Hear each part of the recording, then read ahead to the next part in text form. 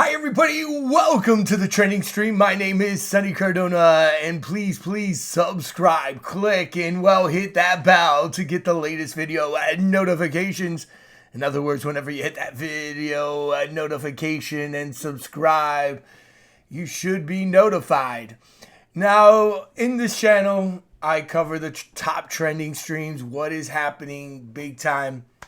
And one of the things is, guys, I grew up in the 80s, and I'm not going to lie, I loved video games. Video games back in the day were very innocent. Pac-Man, Q*bert, you name it. And it's always been a hobby of mine. That's what I did. I grew up playing video games, especially the old school. And, I loved the arcades when I was a kid back in the 80s, man. Just some of my fondest memories were the arcades. It was escapism. It was fun. Yeah, a lot of the games nowadays do have agendas in them or whatever. But back in the day, man, you would go in there, pop in your quarters. Really, really good time. I have, I have almost every video game system as well. Back in the 80s, 90s, I just always collected. And guys, I'm going to tell you something right now. Collecting has never been so financial. I mean, you can make a lot of money if you have certain games. And we're going to talk about it today. And I'm blown away. And literally, the video games I'm about to talk about, I could have bought. And I could have kept, and I probably could have had hundreds of thousands of dollars. So this weekend, lots of video game stories. That's what I'm talking about. It's trending topics, right? All right, guys.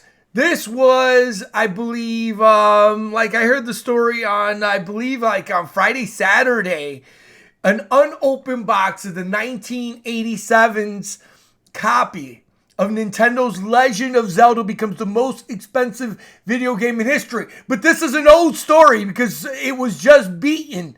And I'm going to show you that one. But at the time, one of the most expensive games out there, and this one I can agree with, is the 1990s World Championship Gold cartridge. Now, this cartridge here, you could only win.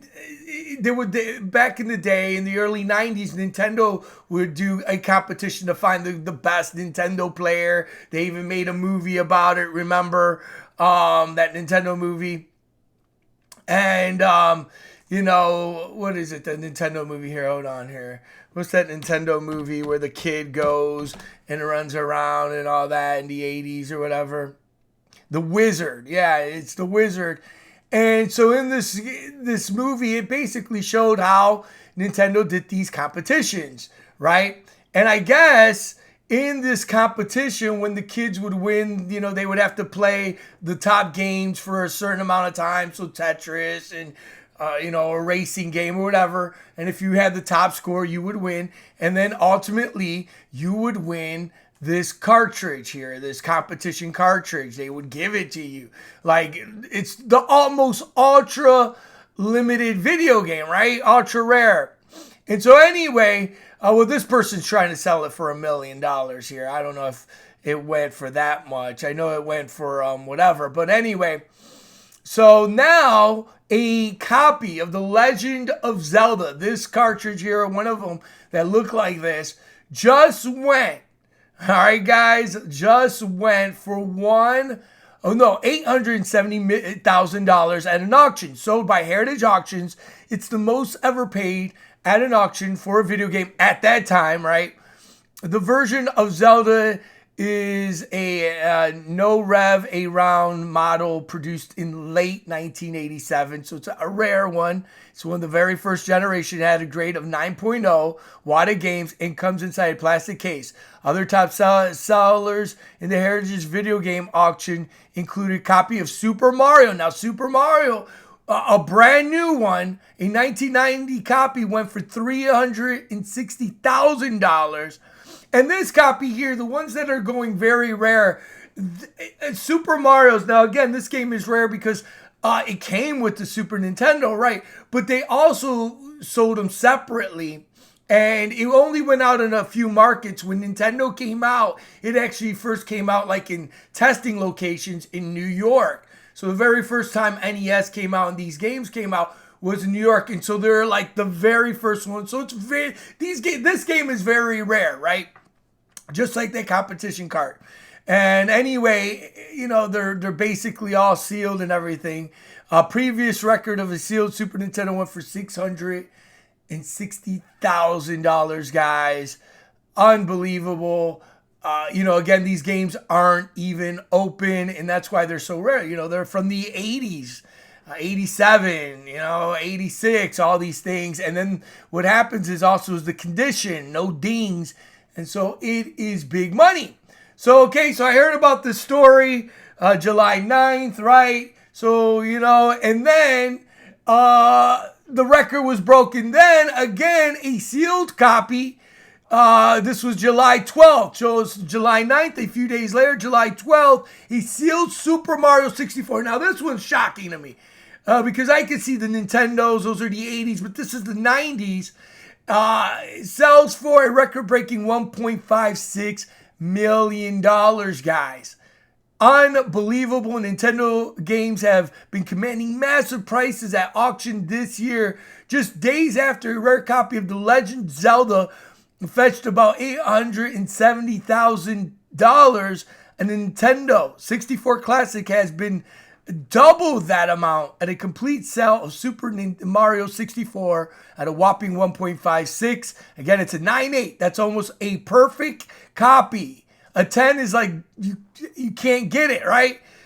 That may seem like an insane price for the best-selling video game that millions of people own. I own a copy. I don't own the box, but I own a copy. But the auctioneer says that this mint copy set it apart from the dusty ones. According to Heritage Auction, the box game had a 9.8, A++ sealed rating on water. That means its immaculate preservation is preserved in the same condition when it left the seal. Such a highly rated game are often described as a case fresh. So that game is called Case Fresh. Add to the cultural impact of Super Mario 64, the plumber's first true 3D game escaped massive success, launched a title of the beloved thing and whatever, and the Mario had 600 thing. Guys, this is incredible. And let me tell you a story. I remember back in 1987, I don't know how old I was, I forget, whatever. I was maybe, 13, 14 or whatever. And I literally saved my money, or I had money, and I remember going to Kmart, and I walked 13, 14, 15 blocks away from my house. So it was a walk. I think I even rode my bike, so it wasn't that bad. It was like a 20-minute bike ride, 15 to 20-minute bike ride to Kmart. And I remember having the money and buying this exact video game cartridge, not the exact one, but I remember it, and it was like one of the best things ever for me as a kid. I loved it. I opened up the game, and it was my favorite game. Still probably one of my favorite games of all time. And I never will forget taking that money, going 15 blocks down, going to Kmart, buying that game, so excited, going home, putting it in my Nintendo. Now, I wish I would have known that, don't open it. I would have probably bought another one and saved it, put it in a box, guys, because I seen these brand new, hundreds of them in Kmart. I bought one. Of course, I opened it, even threw away the box, and that's what it is. And again, jumping back to the Nintendo 64 games, I remember buying this game as well, seeing a wall of them, buying the Nintendo 64. And it was another memory, like, wow, this is the first 3D game. It was amazing. Again, guys, I'm just sharing my stories. But again, back in the late, early 90s, I could have bought a couple of these, never opened them, and now look how much they're worth. Wow. Amazing. It's crazy what people will pay. I would never pay $1 million or 800. No way, Jose. I mean, if I had a lot of money, and I was going to buy a game, this would be the game that I would get. This is the ultra rare game. This is the competition cartridge. This is the money shot here for me. Not, a boxed or whatever. That's just ludicrous. Look at here, a Super Nintendo 3 mint or whatever, going for $55,000. And when we look at this eBay price here, the most valuable video game, 1990 Nintendo World Champion Go cartridge, it's the most valuable game in existence. Well, no, it isn't anymore. That was broken. Now it's the Nintendo 64 game of Super Mario, brand new. I mean, that's just crazy. And, guys, too, real quick, my buddy Corey collects comic books and all these things. And, to get these scores, they really hardly give it to regular people. You have to be like a vendor. He grades comic books, and comic books are going sky high. Big money as well. These comics, Iron Man is going for, I don't know, $70,000, $75,000 for copies of Iron Man comics and all these things. So collecting is crazy now, guys. I'm telling you, it's big, big money. I'm actually now buying a couple of video games, keeping them in their plastic, because again, in a couple of years, it's nothing. These collectors are making money. They're like stocks, and you get to keep them.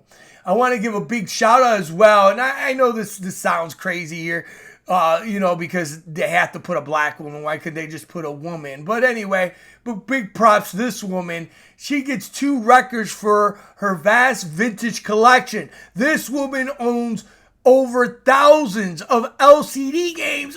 Oh my goodness, this is so cool. Again, a black woman was named the winner of not 1 but 2 records for having the largest collection of LCD games and playable gaming systems. And my mind is all right with joy.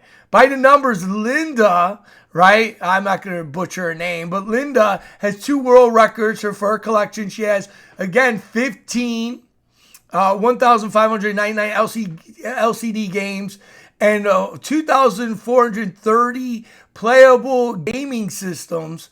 And today, the Guinness World Records announced her, Gilliori of Richardson, Texas, earned the 2 achievements for her massive collections of thousands of handheld tabletops and watch-based gaming systems.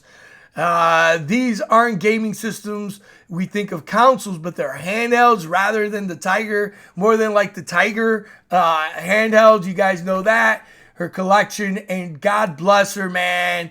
Her room, her watches. Guys, this is so cool because I'm a collector. Like back in the day, in the 80s, I love these. I have a couple of them. I don't have all of them. Here's her systems. I think I have that one. These are ultra rare. She has the Chinese versions, Japanese versions, Smurfs. I mean, guys, I don't even have this one. I have Merlin. I don't have that. I have that. I'm a collector too, and this is awesome. I have this one. I don't have that one. Yeah, guys, I'm a collector too. And wow, just God bless her. This is so, so cool. She has the best of the best collection. And these games are going for a lot too. These handheld Nintendos, they go for over $200-300. So there you go, guys. Just a trending topic, a lot of news in the video game sphere. Yay, this just came out too. This was Friday. She wins the 2 world records. God bless her. Video games, I can't believe this one. Super 64 Mario sold for that much. Zelda, all these things, games, collectibles, comic books, cards. Guys, it is what it is. And I rather will invest in video games, in these types of things, than the stock market, because these things are tangible. You have them and all that. I will be talking about the economics in The Truth Never Sleeps tonight. Don't miss the Mega Monday show. Again, thanks for watching. Pretty cool stuff.